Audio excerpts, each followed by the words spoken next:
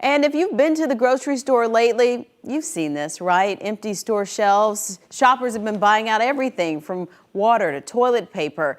But now, even the president's saying there's no need to hoard supplies. Crystal Moyer continues team coverage now live from a Publix store in Orange County. And this store, workers have already been there for hours trying to get ready for customers. That's right, Bridget. We've seen employees come here to the Publix in Winter Park since before 4 a.m. I know it seems quiet now, but we've already seen some of the shoppers starting to pull into the parking lot, go up to the door, look to see when they're opening, and then go back to their car. So we do expect a lot more people to show up as the store opens in a little less than 30 minutes. But the president is urging people to stop hoarding needed supplies. They actually have asked me to say, could you buy a little bit less, please? I thought I'd never hear that from a retailer. All of them are working hand in hand with the federal government as well as the state and local leaders to ensure food and essentials are constantly available. And they'll do it. There's no shortages. President Trump says he's spoken to grocery store executives who say people are buying more than they usually do for Christmas. According to an economist, the reason the shelves aren't filling up faster is because most stores only have enough supplies to last them a short time. Holding inventory costs any organization money. So the less inventory they hold, the less expensive it is to operate.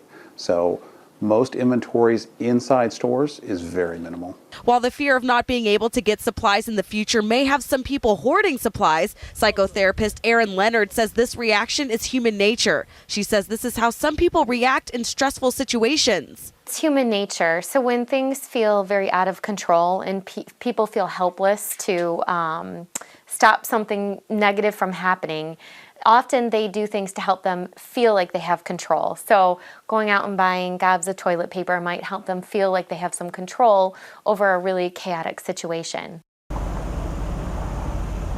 During a briefing last night, Vice President Pence also stressed that these grocery stores will remain open. If you're unsure of what you should be having in your house, we do have a list of items that you and your family may need to have on hand on our website, clickorlando.com. In Winter Park, Crystal Moyer, Getting Results, News 6. All right, Crystal, thank you. Spring break is in full swing, but some cities in the Sunshine State are telling college students to stay away. Both Miami Beach and Fort Lauderdale are shutting down spring break gatherings. Here in Central Florida, Daytona Beach's mayor is asking spring breakers to also avoid his city.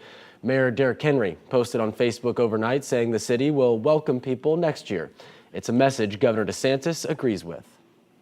We have this issue with these bars and the spring breaks, also how to handle the restaurants. You see these images over the weekend of these massive gatherings of a lot of students, college students, in places like Miami Beach. And so, that is something that's problematic.